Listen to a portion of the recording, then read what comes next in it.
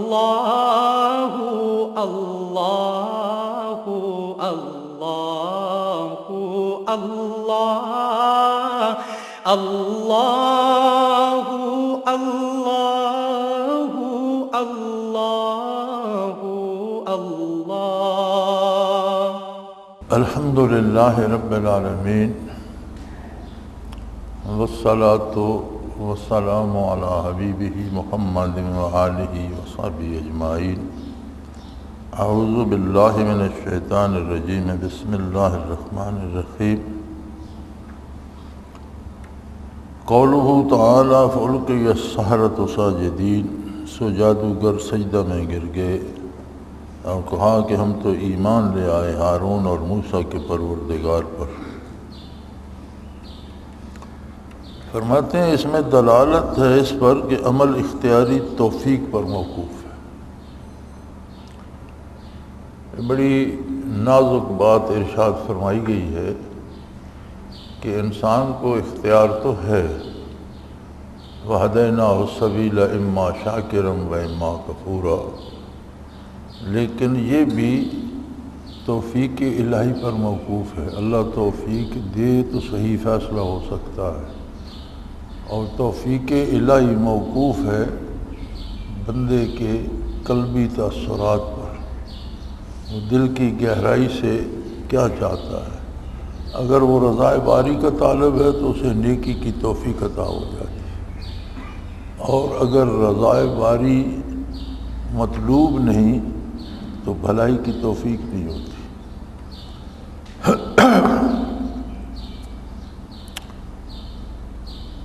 قالوا لن نؤثرک، ان لوگوں نے صاف جواب دے دیا کہ ہم تم کو کبھی ترجیح نہیں دیں گے بمقابلہ ان دلائل کے جو ہم کو ملے ہیں۔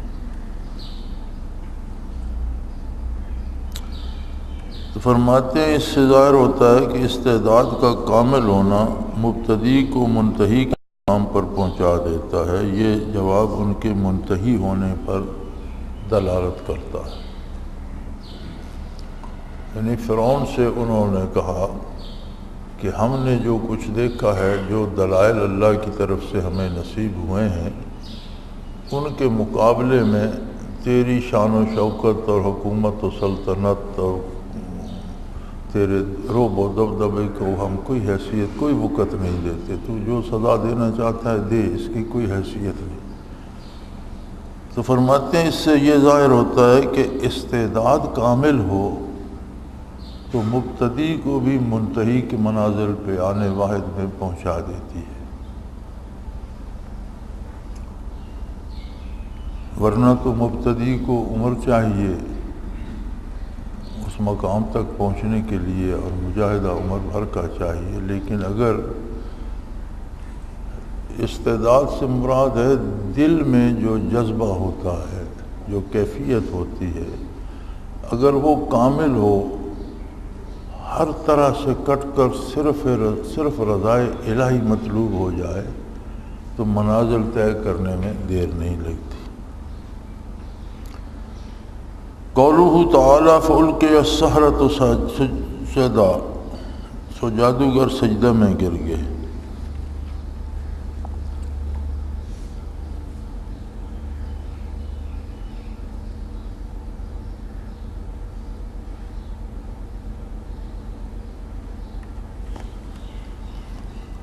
اس میں تنبیہ ہے سامع کی حق تعالی کے الطاف پر کہ جس بندہ کو چاہے غایت کفر و عناد سے نہایت ایمان تک پہنچا دے۔ فرماتے ہیں اس میں اللہ کے کرم کی بات ہے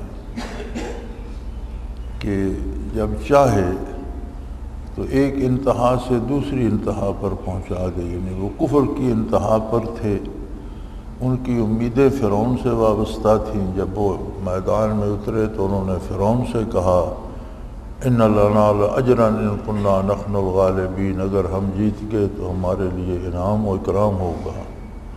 تو ان کی توقعات فرعون سے وابستہ تھیں، لیکن جب انہوں نے معجزہ موسوی دیکھا، موسیٰ علیہ السلام کے عصا کو اژدہا بن کے اس سب کو باطل کرتے دیکھا، تو وہ اتنے بدلے اتنے بدلے کہ ساری امیدیں فرعون سے کٹ کر اللہ سے وابستہ ہو گئیں۔ اس نے بڑا روب ڈالا، میں تمہارے لوقتن ایدیکم وارجلکم من خلاف، میں مخالف سمت سے تمہارے ہاتھ پاؤں کاٹ دوں گا، وَأَصَلِّبَنَّكُمْ بِجُذُوعِ النَّخْلِ، تمہیں کھجور کے تنوں کے ساتھ پھانسی دے دوں گا۔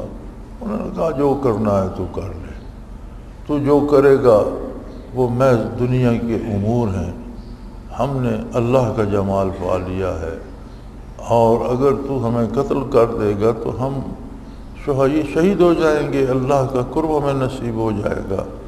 تو صبح کے سورج نے انہیں فرعون کا جادوگر دیکھا، لیکن ڈھلتے اور ڈوبتے سورج نے انہیں موسیٰ علیہ السلام کے شہداء کے روپ میں دیکھا۔ تو فرمایا یہ اللہ کے کرم کی ایک جھلک ہے کہ جب وہ چاہے تو کہاں سے کہاں پہنچا دیتا ہے۔ کہ صبح صرف کافر نہیں تھے بلکہ بہت ہی اللہ کے رسول کی مخالفت کر رہے تھے اور فرعون جیسے ظالم سے امیدیں وابستہ کیے ہوئے تھے، لیکن شام کو سب کچھ تج کر وہ اللہ کی راہ میں شہید ہو چکے تھے۔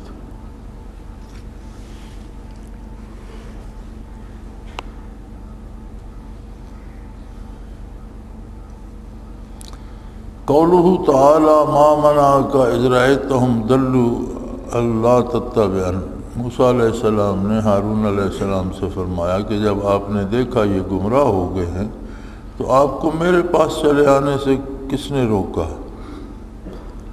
اس میں مفارقت ہے اشرار کی، جب ان کی اصلاح سے مایوسی ہو جائے۔ ہارون علیہ السلام کی مفارقت نہ کرنا سبب اجتہاد کے، جیسا انہوں نے الا خشیت میں خود بیان فرمایا، انی خشیتوں میں خود بیان فرمایا موسیٰ علیہ السلام نے ہارون علیہ السلام سے ناراض ہوتے ہوئے فرمایا کہ جب یہ گوشالہ پوجنے لگے تھے اور بت کو سجدہ کرنے لگ گئے تو آپ انہیں چھوڑ دیتے، میرے پاس چلے آتے۔ تو فرماتے ہیں اس میں اشارہ اس طرف ہے کہ جب اصلاح کی امید نہ رہے تو بدکاروں سے الگ ہو جانا چاہیے، انہیں چھوڑ دینا چاہیے۔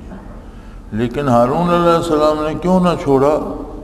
تو اس میں انہوں نے اجتہاد کی وجہ سے نہ چھوڑا کہ کچھ ایسے بھی تھے جو سجدہ نہیں کرتے تھے، تو ان کا اجتہاد یہ تھا کہ اگر میں انہیں چھوڑ کر چلا گیا تو ایسا نہ ہو کہ جو بچ گئے ہیں یہ بھی گمراہ ہو جائے۔ تو وہ ان کا اپنا اجتہاد تھا، لیکن اصول یہ ہے کہ جہاں اصلاح کی امید نہ ہو وہاں سے چلا جائے۔ ہمارے ہاں رواج ہو گیا ہے کوئی ہی دن خالی جاتا ہو، ورنہ میرے پاس بھی یا ای میل یا ڈاک یا بندہ خود آ جاتا ہے، جی دعا کریں میرا فلاں ملک کا ویزا لگ جائے۔ سارے کافر ملک ہیں اور ہر جگہ خنزیر کھایا جاتا ہے، حرام کھایا جاتا ہے، سودی نظام تو خیر یہاں بھی ہے لیکن وہاں بھی ہے، اور یہاں کا سودی نظام پھر ایسا ہے کہ اللہ جسے توفیق دے بچنا چاہے سود نہ لے بچ سکتا ہے، وہاں تو بچنا بھی محال ہے کہ معیشت کچھ ایسی الٹی ہو گئی ہے کہ بندہ بچ ہی نہیں سکتا، ہر چیز ادھار پہ خریدنی پڑتی ہے، پھر اس پہ سود چلتا رہتا ہے، قسطیں چلتی رہتی ہیں، اور خنزیر اس قدر استعمال ہوتا ہے کہ فروٹ اور سبزیوں پر بھی اس کی چربی مل کے چمکا کے رکھ دیتے ہیں، ان کو چمکانے کے لیے مل دیتے ہیں، ٹوتھ پیسٹ میں ڈال دیتے ہیں، بسکٹوں میں، کیک میں، کھانے میں، ہر چیز میں انہوں نے استعمال کیا ہوا ہوتا ہے۔ تو بڑا مشکل ہے وہاں، لیکن اس کے باوجود ہر بندہ کوشش کر رہا ہے کہ میں وہاں پہنچ جاؤں۔ اس کی شرعی حیثیت یہ ہے کہ کوئی ایسا بندہ اتنا مضبوط، اتنا کامل ہو کہ جو کفر کے ماحول میں جائے تو وہاں کسی کی اصلاح کی امید ہو، اس کے گمراہ ہونے کا خطرہ نہ ہو، اسے ضرور جانا چاہیے۔ اور جسے یہ خطرہ ہو کہ وہاں جا کر خود بھی گمراہ ہو جاؤں گا، اسے وہاں نہیں جانا چاہیے۔ اگر وہاں رہتا بھی ہے اور یہ خطرہ ہے کہ یہاں رہ کر اپنے آپ کو نہ بچا سکوں گا تو وہاں سے ہجرت کر جائے، وہاں چلا جائے جہاں دین محفوظ ہو۔ لیکن یہ سب باتیں تب ہوتی ہیں جب آخرت مطلوب ہو، مقصد ہی دنیا بن جائے تو پھر ان باتوں کی کیا حیثیت رہ جاتی ہے۔ تو آج کل مخلوق کا مقصد حصول زر اور حصول دنیا رہ گیا ہے۔ الا ماشاء اللہ، بڑی خوش نصیب ہیں وہ لوگ جنہیں اللہ نے آخرت کی فکر عطا فرمائی ہے اور دنیا میں تھوڑے پہ گزارا کر کے راضی ہیں، بجائے اس کے کہ آخرت ضائع کر کے زیادہ دولت حاصل کریں۔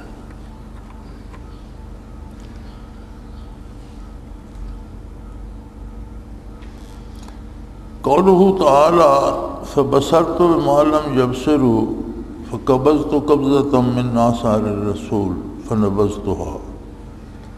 اس نے کہا مجھ کو ایسی چیز نظر آئی جو اوروں کو نظر نہ آئی، پھر میں نے اس فرستادہ کے نقش قدم سے ایک مٹھی اٹھا لی تھی، سو میں نے وہ مٹھی ڈال دی۔ اس میں نفی ہے اقترار کی کشف و تصرف پر کہ وہ دونوں اہل حق کے ساتھ خاص نہیں۔ سامری ایک جادوگر تھا، بنی اسرائیل میں سے تھا۔ جب بنی اسرائیل نے موسیٰ علیہ السلام کے ساتھ ہجرت کی تو وہ بھی ساتھ تھا۔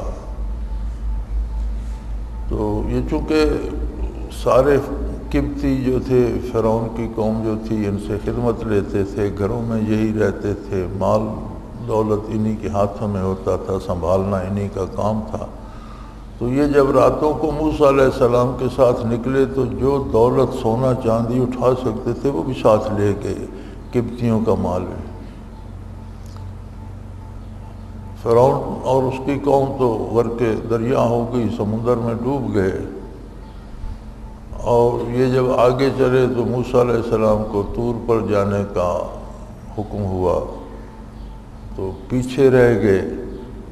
تو اس سامری نے ان سے کہا کہ بھئی وہ سونا چاندی لاؤ۔ موسیٰ علیہ السلام تو گئے، پتہ نہیں کہاں گئے، کیا ہوا، تو میں تمہیں تمہارا خدا ملا دیتا ہوں، تمہارا معبود میں تمہیں یہیں ملا دیتا ہوں۔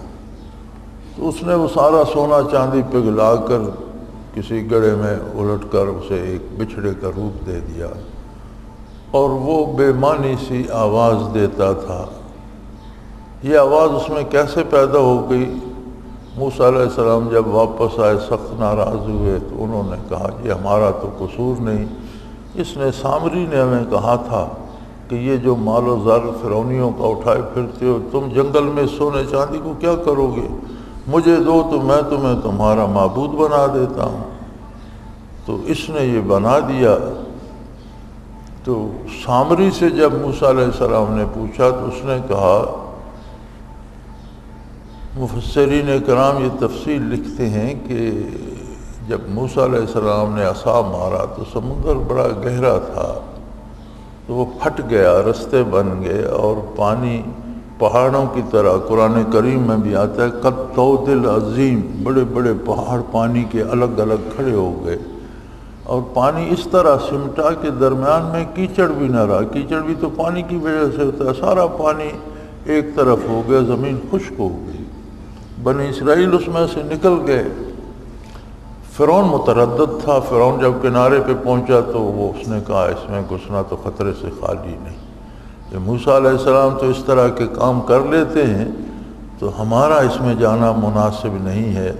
بے شمار معجزات پہلے بھی دیکھ چکا تھا، لیکن قدرت کو اس کا انجام منظور تھا، تو اللہ کریم نے جبرائیل امین کو بھیجا فرعون کے پاس۔ فرعون تو گھوڑے پہ سوار تھا، تو وہ ایک گھوڑی پر سوار ہو کر آئے اور اس کے گھوڑے کے سامنے سے نکل کر پانی میں چلے گئے۔ تو وہ گھوڑا فرعون سے زبردستی اس گھوڑی کے پیچھے پانی میں گھس گیا، فرعون کے پیچھے پورا لشکر گھس گیا۔ تو دنیا عالم اسباب ہے، اللہ کریم خود سبب پیدا فرما دیتے ہیں جو کام انجام دینا چاہیں، ہمیں سمجھ آئے یا نہ آئے۔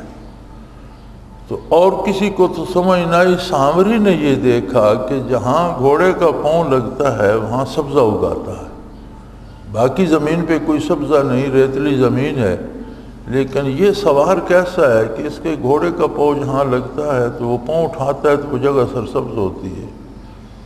تو اس نے بتایا جی میں نے جب یہ دیکھا تو میں نے وہاں سے ایک مٹھی مٹی کی اٹھا لی تھی،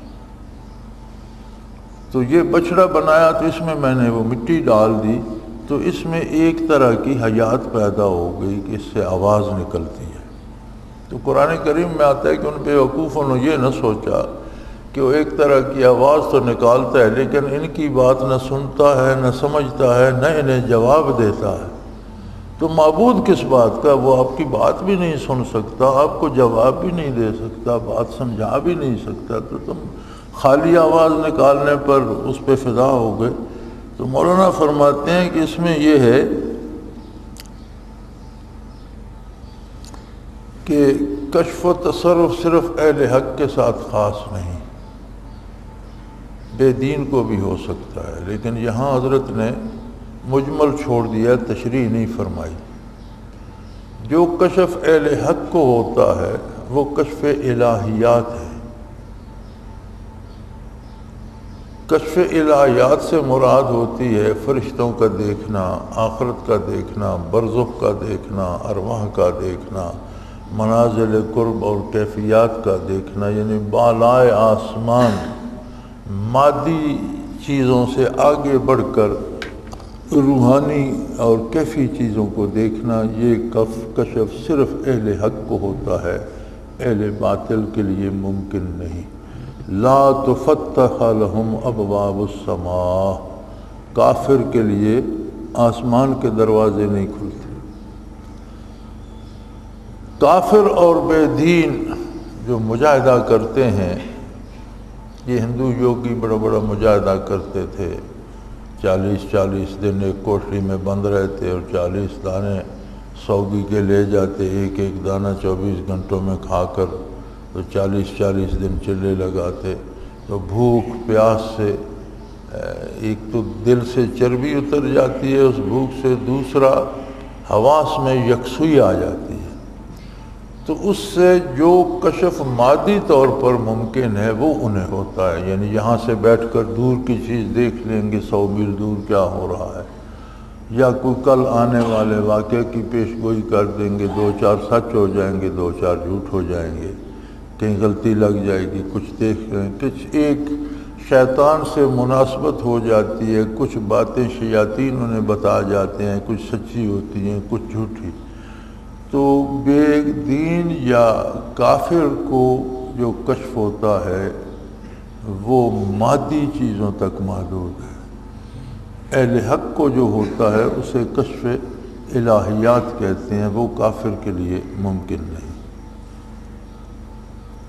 قولہ تعالی وقل رب زدنی علما، اے میرے پروردگار میرا علم بڑھا دیجئے، اس میں ترقی فی السلوک کی دلیل ہے، طلب ہے ترقی فی السلوک کی۔ فرمایا رب زدنی علما، اے میرے رب میرا علم بڑھا دیجئے سے مراد یہ ہے کہ سلوک میں ترقی کی طلب جو ہے محمود ہے، اچھی بات ہے، کسی ایک جگہ پہ قناعت نہیں کرنی چاہیے بلکہ محنت و مجاہدہ جاری رکھنا چاہیے اور مزید ترقی کی طلب رہنی چاہیے، چونکہ یہ راہ ایسی ہے جس کی کوئی انتہا نہیں، ختم نہیں ہوتی۔ قولہ تعالی وَلَمْ نَجِدْ لَهُ عَزْمًا، ہم نے انہیں پختگی نہ پائی، اس میں دلالت ہے کہ ذوف طبی کمال کے منافی نہیں۔ آدم علیہ السلام نے جب وہ ممنوع شجر سے پھل کھا لیا تو اس کا ذکر فرماتے ہوئے اللہ کریم فرماتے ہیں وَلَمْ نَجِدْ لَهُ عَزْمًا، ہم نے آدم کا ایسا ارادہ نہیں پایا کہ نافرمانی کا ارادہ ہو، بس وہ شیطان نے قسمیں کھائیں اللہ کے نام کی، تو ان کے پاس یہ تصور ہی نہیں تھا کہ کوئی اللہ کے نام کی جھوٹی قسم بھی کھا سکتا ہے۔ آدمی اپنے مزاج پہ جاتا ہے، اکثر اہل اللہ کو لوگ جھوٹ بول کر دھوکہ دے جاتے ہیں، بلکہ محدثین نے صوفیاء کی حدیثیں لینے سے منع کر دیا کہ صوفیاء سے حدیث نہ لیا کرو، تو کہا گیا کہ یہ تو سب سے نیک لوگ ہیں، اور کھرے اور سچے لوگ ہیں، کبھی جھوٹ نہیں بولتے، تو ان سے حدیث کیوں نہ لی جائے؟ تو انہوں نے کہا یہ خود جھوٹ نہیں بولتے، لیکن ان سے جو جھوٹ بول جائے، یہ اتنے بولے بالے ہوتے ہیں کہ سمجھتے ہیں سچ ہی کہہ رہا ہے، آخر مسلمان ہے، نبی کریم کے نام سے بات کر رہا ہے تو جھوٹ کیوں بولے گا؟ یہ وہ بات آگے نقل کر دیتے ہیں، ان سے حدیث نہ لی جائے، یہ ہر ایک پہ اعتبار کر لیتے ہیں۔ تو اللہ کریم فرماتے ہیں کہ آدم کا ارادہ نہیں تھا آدم علیہ السلام کا نافرمانی کرنے کا، غیر ارادی طور پر فطری جو انسانی کمزوری ہے، یعنی اس پہ اعتبار کر لیا اس کی بات پہ، تو یہ ایک فطری کمزوری تھی۔ تو فرماتے ہیں جو فطری کمزوریاں ہیں یہ کمال کے منافی نہیں ہیں، یہ کاملین سے بھی ہو سکتی ہیں۔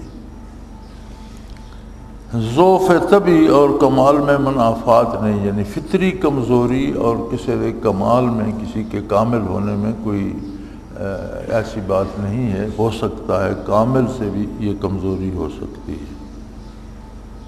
حضرت رحمۃ اللہ علیہ فرمایا کرتے تھے، ایک واقعہ دہلی کا، کوئی بزرگ تھے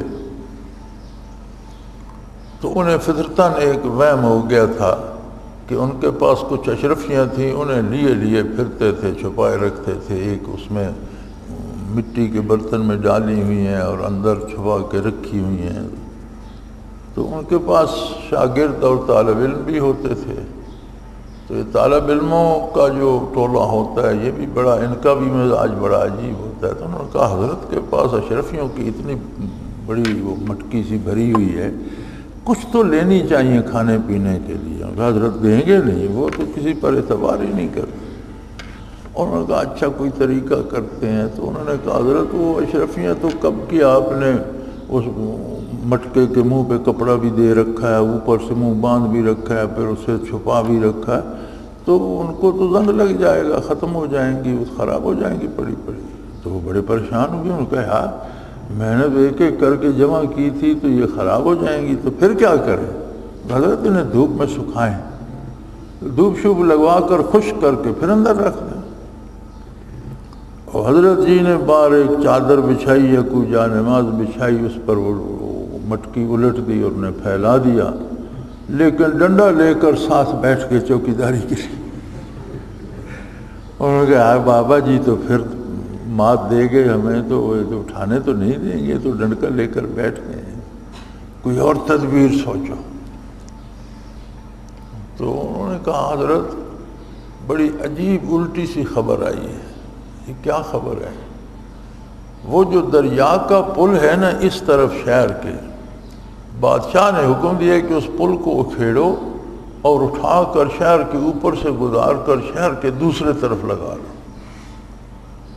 تو ایسا نہ ہو اوپر سے کوئی اینٹ گرے اور آپ کا سر پھاڑ دے، تو آپ باہر نہ بیٹھیں اندر بیٹھیں۔ تو انہوں نے کہا بادشاہ بڑا الو کا پٹھا ہے، ایسا بے وقوف ہے، پل کو اکھاڑ کر لگانے کی کیا ضرورت ہے، وہیں ٹھیک ہے، اور اکھاڑ کر لے جانا ہے تو شہر کے باہر سے لے جاؤ، تو پھر شہر کے اوپر سے گزارے گا۔ تو انہوں نے کہا جو بادشاہ ہے اس کے مزاج میں اس نے حکم دے دیا۔ تو وہ ڈنڈکا ان بچوں کو پکڑا کر ڈنڈا تو خود اندر تشریف لے گئے کہ یار پھر کوئی اینٹ گر کے سر ہی نہ پھاڑ دے۔ انہوں نے 10-20 ہتھیار نہیں درمیان میں سے، اور شام کو باقی مٹکا بھر کے دے دیا۔ اب بابا جی بھی پکے تھے، بابا جی نے جب وہ ٹٹولا انہوں نے کہا اس میں کچھ کم ہے، پہلے اس سطح تک آتی تھی اب یہ نیچے ہو گئی ہے۔ کہ طالب علم نے کہا حضرت اسی لیے تو دھوپ میں ڈالی تھی تو سوکھ کر سکڑ گئی ہیں نا، پہلے تو پھولی ہوئی تھی تو وہ کچھ دھوپ لگنے سے سکڑ۔ ہاں انہوں نے کہا ٹھیک ہے، پھر اپنا وہ دے دبا کر رکھ دی۔ تو اب اس میں یہ نہیں کہا جا سکتا کہ وہ لالچی تھے یا انہوں نے دولت جمع کی تھی، بس ایک فطری ایک وہم آ گیا اور اس میں مبتلا ہو گئے، ایک فطری وہم تھا۔ وہ دولت چوری کی نہیں تھی کہ اس کا رکھنا ناجائز تھا، یا اس پر زکوٰۃ نہیں دیتے تھے کہ وہ منع تھا۔ حلال کا پیسہ ہے، زکوٰۃ بھی اس کی ہر سال دیتے ہیں تو رکھیں، لیکن انہیں ایک وہ فطری جو وہم سا ہوتا ہے، ایک وہم ہو گیا، اسے سنبھالے پھرتے تھے۔ تو فرماتے ہیں کہ یہ جو فطری کمزوریاں ہوتی ہیں تخلیقی طور پر انسان میں، یہ کاملین میں بھی ہوتی ہیں، یہ منافی کمال نہیں۔ قال یا آدم هل ادلک علی شجرۃ الخلد، کہنے لگا اے آدم میں تم کو ہمیشگی کا درخت بتلا دوں۔ شیطان نے آدم علیہ السلام سے یہ کہا کہ یہ درخت جو ہے اگر یہ آپ اس کا پھل کھائیں گے تو اس کا مطلب ہے کہ آپ ہمیشہ یہی جنت میں رہیں گے، پھر آپ کو کہیں جانا نہیں پڑے گا۔ تو فرماتے ہیں اس میں ثمرات غیر مقصودہ کی طلب کا مضر ہونا مقصود ہے، کیونکہ یہ خلد جس کی تحصیل کا عمل نہیں کی گیا ایسی ملکیت غیر مطلوب ہے۔ تو فرماتے ہیں غیر مقصود جو چیزیں ہیں ان کی طلب جو ہے وہ نقصان دہ ہے، اس سے نقصان ہوتا ہے، روحانی ہوتا ہے، روحانی نہ ہو تو دنیاوی ہوتا ہے، مادی ہوتا ہے۔ یعنی غیر مقصود وہ چیزیں ہیں جو مقصد حیات نہیں۔ زندہ رہنے کے لیے خوراک ضروری ہے، لیکن ایمان اگر نہ بچتا ہو تو ایمان بچانا ضروری ہے، دولت کا لالچ ضروری نہیں۔ مقصد حیات رضائے الہی ہے، حصول آخرت کیونکہ رضائے الہی کا مظہر ہے اس لیے وہ مقصد میں آتا ہے، اور دنیا کی چیزیں ضرورتیں ہیں، مقصد حیات نہیں کہ ان پر جان دے دی جائے۔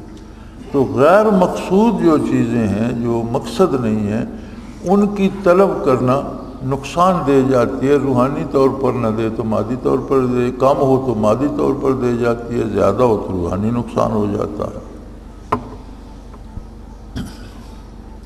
فَأَكَلَا مِنْهَا فَبَدَتْ لَهُمَا سَوْآتِهُمَا، سو دونوں نے اس درخت سے کھا لیا اور ان دونوں کے سطر ایک دوسرے کے سامنے کھل گئے۔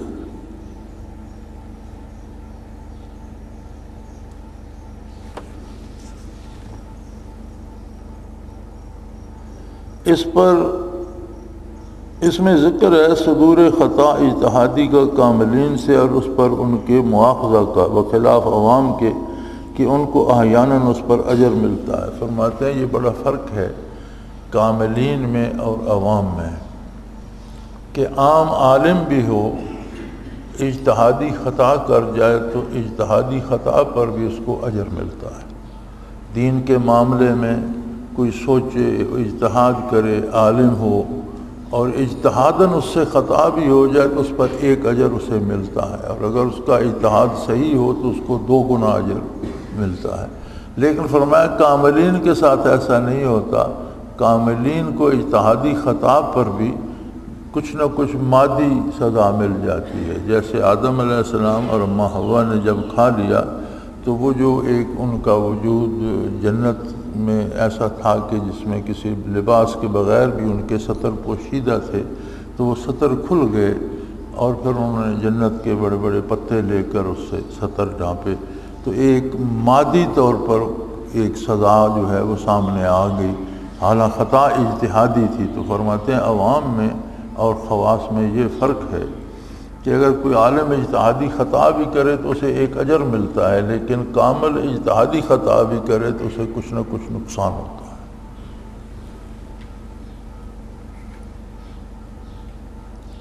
قولہ تعالی ثم اجتباہ ربہ فتاب علیہ وہدی، پھر ان کو ان کے رب نے مقبول بنا لیا، سو ان پر توجہ فرمائی اور راہ پر قائم رکھا۔ اس میں تقدیم ہے جذب کی سلوک پر، کہ جتنا جذب ہے اور ہدایت سلوک ہے۔ فرماتے ہیں جذب اور سلوک 2 کیفیات ہوتی ہیں سالک کی۔ جذب ہوتا ہے کہ وہ اتنا محو ہو جائے اپنے حصول مقصد میں کہ من جانب اللہ اسے ایک کشش محسوس ہو اور دن بھر وہ اپنے اس کام میں لگا رہے، بات کرے تو اسے خیال ہو کہ میرے سلوک کا نقصان نہ ہو، کھانا کھانے لگے تو اسے خیال ہو کہ یہ پاکیزہ ہے، حلال ہے، کہیں ایسا نہ ہو کہ خراب کھانا کھا کے میرا، تو اسے کہتے ہیں یہ فطرت بن جائے، اور من جانب اللہ ایک کشش ہونے لگے کہ ہر وقت اس کا نام ہے جذب۔ اور ایک ہے کہ اسے جذب تو نہیں لیکن وہ اپنے طور پر اس کوشش میں لگا ہوا ہے کہ میں اچھا کھاؤں، اچھی بات کروں اور مجھے ترقی ملتی رہے، اس کا نام ہے سلوک۔ تو فرماتے ہیں اس میں جذب کا سلوک پر بہتر ہونا ثابت ہوتا ہے۔ یہ حضرت نے لیا سمجھ تباہ ربہ، اللہ نے انہیں چن لیا، منتخب کر لیا۔ فرماتے ہیں یہ جذب ہے کہ اللہ اپنی طرف سے کسی کو توفیق عطا کر دے اور اس کے دل میں ایسی کشش پیدا کر دے کہ وہ رات دن اسی میں لگا رہے۔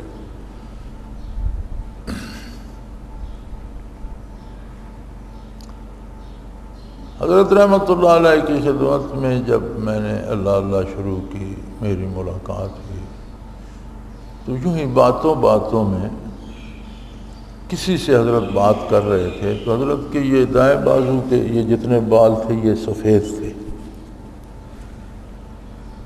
تو ویسے شاید اس بندے نے پوچھا، یا مجھے پورا واقعہ یاد نہیں ہے، مدت ہو گئی، لیکن حضرت نے فرمایا یہ تھا کہ یار یہ میرے اس بازو پہ جو بال سفید ہو گئے ہیں تو یہ ریشے کی وجہ سے ہو گئے ہیں، نزلے کی وجہ سے ہو گئے ہیں۔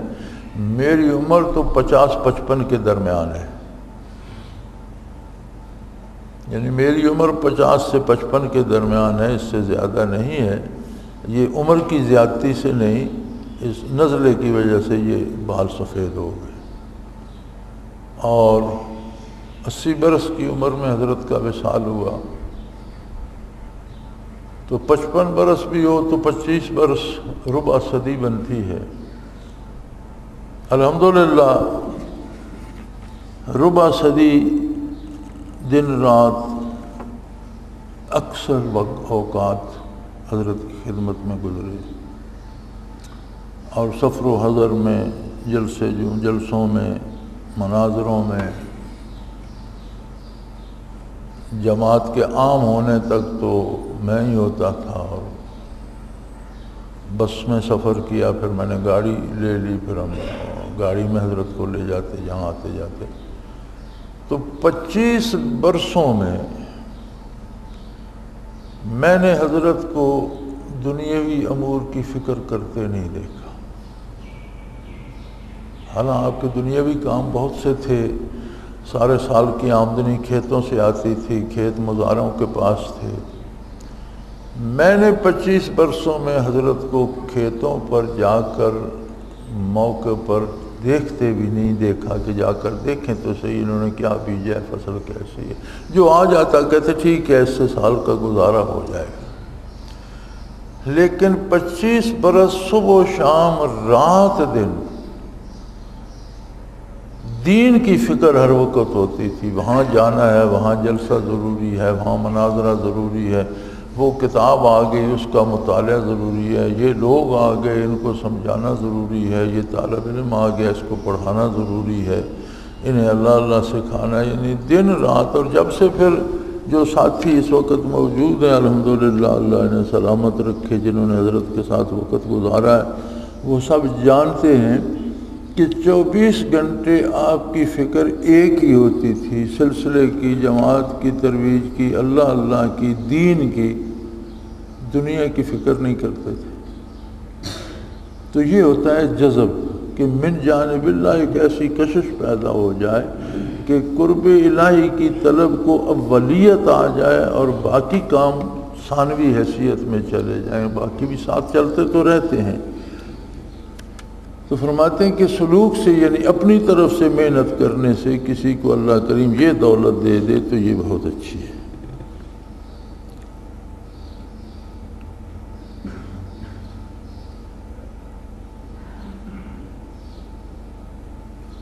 قولہ تعالیٰ فإن لہ معیشۃ ضنکا، شاید کل جمعے میں بھی ہم نے یہ آیت کریمہ حوالے کے طور پر پیش کی تھی کہ ایسے لوگوں کی ہم روزی تنگ کر دیتے۔ تو کل جو ہم نے معنی کیا وہ تو دنیاوی اعتبار سے تھا، سلوک و تصوف کے اعتبار سے حضرت فرماتے ہیں اس میں ذکر ہے بعض اقسام قبض کا جو معیشت سے مسبب ہو۔ حقیقی قبض یہی ہے، یعنی سلوک کی راہ میں قبض ہوتا ہے کہ منازل میں ترقی رک جائے، یا مشاہدہ جو ہوتا تھا وہ رک جائے، مکاشفات جو ہوتے تھے وہ رک جائیں تو اسے قبض کہتے ہیں، ان میں فراخی آ جائے تو اسے بسط کہتے ہیں۔ تو فرماتے ہیں سلوک کے راہ میں بندے سے خطا ہو جائے تو اس کے مناظر کی ترقی رک جاتی ہے یا اس کے مشاہدات رک جاتے ہیں. فرماتے ہیں حقیقی قبض یہی ہے. بعض دفعہ بغیر کسی سبب کے جو قبض ہوتا ہے وہ اس کی تربیت کے لیے ہوتا ہے، اللہ کریم اس کے بعد اسے اور زیادہ دے دیتے ہیں. وہ حقیقی قبض نہیں ہے، صورتاً قبض ہے لیکن حقیقتاً نہیں. جو کسی غلطی کی وجہ سے نقصان ہوتا ہے یہ حقیقی قبض ہے.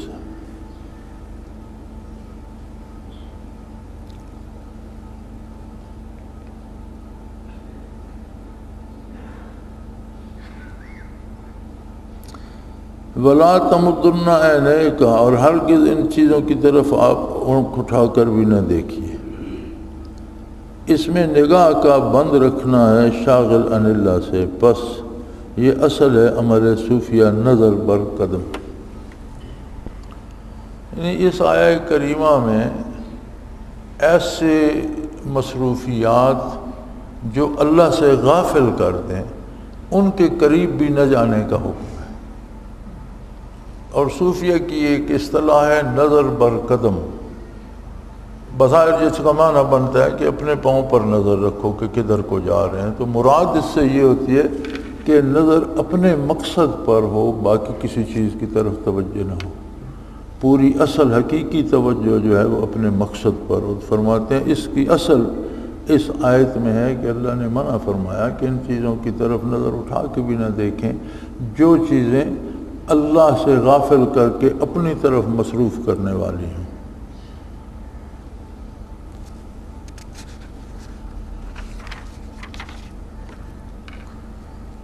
اللہ اللہ اللہ. سورہ طٰہٰ تمام ہو گئی جی الحمدللہ. آگے سورہ انبیاء شروع ہوتی ہے انشاءاللہ. کل شروع کریں گے، اللہ کریم نے توفیق دی تو ما توفیقی الا باللہ. الحمدللہ وما توفیقی الا باللہ. الحمدللہ رب العالمین والصلاة والسلام علی حبیبہ محمد وآلہ وسلم. اللہم ربنا لا تقتلنا بغضبک ولا تہلکنا بعذابک واعف عنا قبل ذلک. اللہم ربنا لا تسلط علینا من لا یرحمنا. انت ولینا فی سفرنا وحضرنا فی مالنا واہلنا. انت ولینا فی الدنیا والآخرہ. توفنا مسلمین والحقنا بالصالحین. اللہم ربنا نور قلوبنا بنور المعرفت والایمان.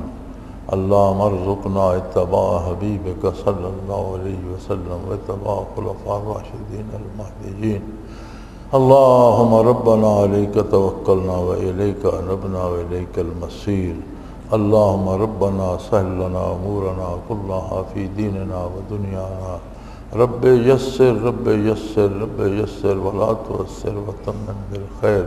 وصلی اللہ تعالی علی حبیبہ محمد برحمتک یا اللہ اللہ اللہ اللہ اللہ اللہ اللہ اللہ. حضرت امیر محمد اکرم آوان مد ظلہ العالی دارالعرفان منارہ ضلع چکوال میں سالہ سال سے قرآن و حدیث کے اوپر خطابات کر رہے ہیں اور سلسلہ نقشبندیہ اویسیہ کے مطابق لوگوں کو ذکر الہی کی تربیت دے رہے ہیں. وہ قرآن پاک کی تفسیر ترتیب وار بیان کر رہے ہیں. تفسیر قرآن کو وہ موجودہ ملکی اور بین الاقوامی حالات کے مطابق بیان کرتے ہیں. موٹر وے سے کلر کہار کے انٹرچینج سے نکلتے ہوئے کلر کہار کی جھیل سے ہوتے ہوئے میانی، بوچھال اور نور پور سے گزرتے ہوئے دارالعرفان منارہ پہنچ سکتے ہیں.